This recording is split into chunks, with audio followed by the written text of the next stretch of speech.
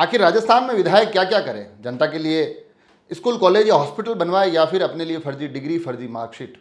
ऐसा मैं इसलिए कह रहा हूं क्योंकि आज के अखबार के पन्ने दो ऐसे विधायकों की चर्चाएं करते हैं, ऐसे आरोपों के उनको घेरे में लेते हैं जिसमें एक पर फर्जी डिग्री, एक पर फर्जी मार्कशीट बनवाने का आरोप है। एक भारत आदिवासी पार्टी से जुड़ा हुआ चेहरा है जो अभी हाल फिलहाल काफ़ी विवादित रहे हैं। दूसरा चेहरा चूरू की राजनीति से निकलकर आता है, भारतीय जनता पार्टी के विधायक हरलाल सहारण। और जो भारत आदिवासी पार्टी के विधायक है जयकृष्ण पटेल, बागीडोरा से उपचुनाव जीते, जिनके खिलाफ अभी भ्रष्टाचार निरोधक ब्यूरो ने एक बड़ी कार्रवाई की, उन्हें एक बड़े भ्रष्टाचार के आरोप में हिरासत में लिया गया।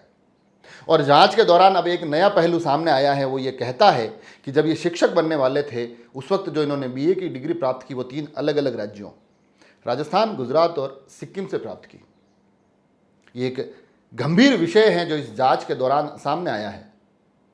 और अति गंभीर तब बन जाता है क्योंकि जिस पार्टी से आते हैं वो पार्टी लगातार ये दावा करती है कि वो उस क्षेत्र के, वागड़ क्षेत्र के तमाम पिछड़े चेहरों के साथ खड़ी रहेगी, उनके हक, उनके हित की लड़ाई लड़ेगी।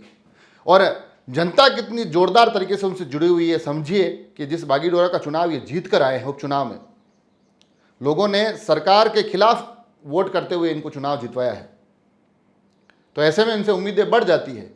मगर तब जब जैसे ही चीज़ें आगे बढ़ती है और ये खबर आती है कि वही चेहरा जिस पर लोगों ने इतना विश्वास जताया भ्रष्टाचार के आरोपों में लिप्त पाया जाता है, गिरफ्तार होता है। और अब एक नया पहलू कि उनकी जो शिक्षक बनने के दौरान की जो डिग्री थी वो भी उस वक्त एक ही सत्र में 3 अलग अलग प्रदेशों से प्राप्त की गई थी। शिक्षक बनकर जिनको लोगों का जीवन सुधारना था, अगर उसी चेहरे पर ये आरोप लग जाए, विधायक बनने के बाद जिनके ऊपर जिम्मेदारी थी कि वो लोगों के लिए कुछ बेहतर करें, अगर उन्हीं के ऊपर ये आरोप लग जाए तो अपने आप में अत्यंत गंभीर हो जाते हैं। ये न केवल एक विधायक के तौर पर उनके खिलाफ बड़े संगीन मामले सामने आ रहे हैं, बल्कि कहीं ना कहीं लोगों की उम्मीदों को तोड़ने जैसे हैं। हालांकि राजनीतिक परिप्रेक्ष्य में इस पर आरोप प्रत्यारोप का एक लंबा दौर चलेगा। चीज़ें अभी आरोपों के दायरे में हैं, जांच के बाद स्पष्ट होगी। न्यायिक प्रक्रिया क्या कहती है, वहाँ क्या कुछ साबित होता है, ये सभी चीज़ें देखने वाली बात होगी। मगर अभी जो खबरें निकल कर आ रही है वो अपने आप में अत्यंत गंभीर है। और ये गंभीरता सिर्फ भारत आदिवासी पार्टी के विधायक तक सीमित नहीं रहती है।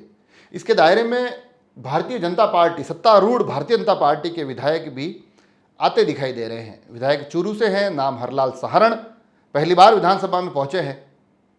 और उन पर यह आरोप लगा है कि उन्होंने जो अपनी 10वीं की मार्कशीट प्राप्त की है वो फर्जी मार्कशीट है।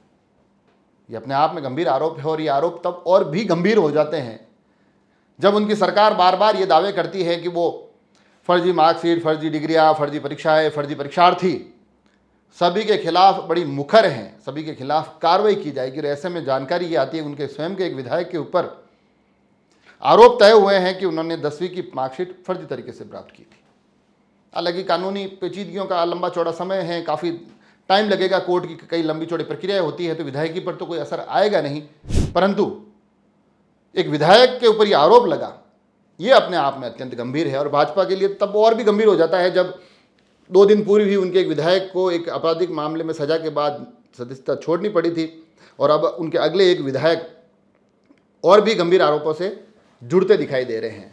हालांकि रोचक विषय यह भी है कि ऐसे में जब विधायक ही इस प्रकार के आरोपों में जुड़े, विधायक जो 2 विधायक इस प्रकार की तमाम गंभीर आरोपों के घेरे में नजर आए, तो फिर प्रदेश में नकल कराने वालों का, फर्जी डिग्रियां देने वालों का, फर्जी पास कराने वालों के हौसले बुलंद होना तय है कि जब सैया भय कोतवाल तो अब डर काहे का, कुछ ऐसा ही पैटर्न नज़र आता है। तो आज अखबार के पन्नों के हवाले से जो 2 खबरें आई हैं, ये खबरें सामान्य नहीं हैं। ये अपने आप में इशारा करती है कि कहीं ना कहीं जिन लोगों के कंधों पर ये जिम्मेदारी है कि वो जनता का जीवन बदले, जिनके कंधों पर जिम्मेदारी है कि वो जनता के जीवन को बेहतर बनाए, वो अपने लिए फर्जी डिग्री और फर्जी मार्कशीट बनवाने में व्यस्त थे। ऐसे नेताओं से क्या और कितनी उम्मीद की जाएगी, ये तो आगे आने वाला समय बताएगा। मगर ये खबर अपने आप में गंभीर है, इस बात में कोई दो राय नहीं। जुड़े रहें राजसमंद एक्सप्रेस से। धन्यवाद।